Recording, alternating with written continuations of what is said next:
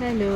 രാവിലെ എഴുന്നേറ്റ ഉടൻ തന്നെ ഫോൺ കയ്യിലെടുത്ത് വീഡിയോ എടുപ്പ് തുടങ്ങിയപ്പോഴാണ് എൻ്റെ റൂംമേറ്റ് രാവിലെ തന്നെ റെഡിയായി നിൽക്കുന്നത് ഞാൻ കണ്ടത്. അങ്ങനെ ഞാനും അപ്പോൾ ഉറക്കത്തിൽ നിന്നൊക്കെ എഴുന്നേറ്റ് റൂമിന് പുറത്തേക്ക് ഇറങ്ങി കാഴ്ചകളൊക്കെ ഒന്ന് കാണാൻ, രാവിലെ മഴയുണ്ടോ ഇല്ലെന്നൊക്കെ അറിയാൻ വേണ്ടിയിട്ട് പുറത്തോട്ട് ഇറങ്ങി. അപ്പോൾ നല്ല തെളിഞ്ഞ അന്തരീക്ഷമാണ് കണ്ടത്. അപ്പോൾ വിചാരിച്ചു ഇനിയിപ്പോൾ ഓഫീസിലേക്ക് പോകാൻ വേണ്ടിയിട്ട് റെഡിയാവാമെന്ന് കരുതി പോയി പല്ല് തേച്ച് മുഖമൊക്കെ കഴുകി വന്ന് കണ്ണാടിയുടെ മുമ്പിൽ നിന്നു. അത് കഴിഞ്ഞിട്ട് പിന്നെ വിശക്കുന്നുള്ളത് കൊണ്ട് പോയി ഫുഡ് എടുക്കാൻ വേണ്ടി പോയി. അപ്പം അടുക്കളയിൽ നമ്മൾ ഫുഡ് എടുക്കാൻ വേണ്ടി പോയപ്പോഴത്തേക്കും മഴയായതുകൊണ്ട് ഈ സ്റ്റെപ്പെല്ലാം നാശമായി കിടക്കുകയാണ്. കുറച്ച് വൃത്തിയുടെ കുറവുണ്ട് നമ്മുടെ ഹോസ്റ്റലിൽ.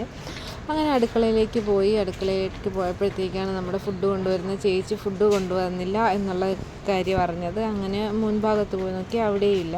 അങ്ങനെ എൻ്റെ സുന്ദരനായ സൈക്കിളാണ് ഇരിക്കുന്നത്. അപ്പോൾ ഞാനും ചേച്ചിയും കൂടി ഫുഡില്ലാത്തതുകൊണ്ട് തിരിച്ച് റൂമിലേക്ക് പോയി. പിന്നെ റെഡിയായിട്ട് കഴിക്കാമെന്ന് കരുതി ഡ്രസ്സ് എടുത്തു. ആ ഡ്രസ്സ് ഇടാമെന്ന് ഫിക്സ് ചെയ്തു.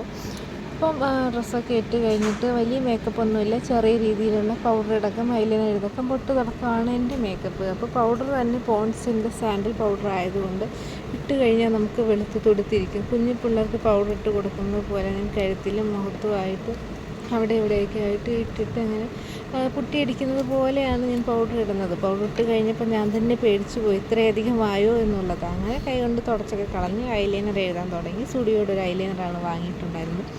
അങ്ങനെ രണ്ട് കൈ കൊണ്ട് ഞാൻ ഐലൈനർ എഴുതാൻ വേണ്ടി തുടക്കം മുതലേ അങ്ങനെയാണ് പഠിച്ചത്. അങ്ങനെ വലത്തേ കണ്ണിൽ വലത്തേ കൈ കൊണ്ടും ഇടത്തേ കണ്ണിൽ ഇടത്തേ കൈ കൊണ്ടുമാണ് ഞാൻ ഐലൈനർ എഴുതുന്നത്. അപ്പം ഒരു കൈ കൊടുക്കുമ്പോൾ മറ്റേ കൈ അറിയരുതെന്ന് പറയുന്നത് പോലെ എനിക്ക് രണ്ട് കൈകളും ഉപയോഗിക്കാനൊരാഗ്രഹമുണ്ട്.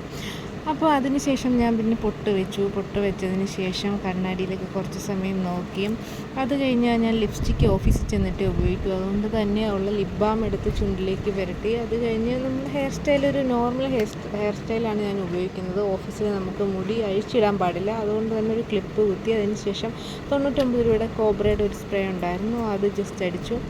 അതടിച്ചതിന് ശേഷം താഴെ ഫുഡ് വന്നെന്ന് അറിഞ്ഞു. അങ്ങനെ ഫുഡ് എടുത്തുകൊണ്ട് വന്നു. ഇഡ്ഡലിയും സാമ്പാറുമാണ് ഇന്നത്തെ ഫുഡ്. ചേച്ചിക്ക് സാമ്പാർ വേണ്ട, അതുകൊണ്ട് പഞ്ചസാര ഇട്ടു.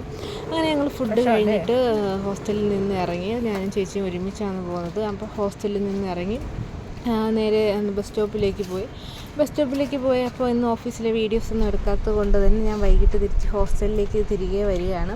ഹോസ്റ്റലിൽ തിരികെ വന്നപ്പോഴത്തേക്കാണ് ആ ദുഃഖകരമായ വാർത്ത ഞാൻ അറിയുന്നത്. എൻ്റെ റൂംമേറ്റ് കിടന്നുറങ്ങിയത് കൊണ്ട് ഞാൻ റൂമിൽ കയറി തോർത്തെടുത്ത് ഫ്രഷായിട്ട് പോയി കിടന്നുറങ്ങാമെന്ന് കരുതി. അപ്പോൾ ഇന്നത്തേക്ക് ഇത്രയേ ഉള്ളൂ. ബായ്.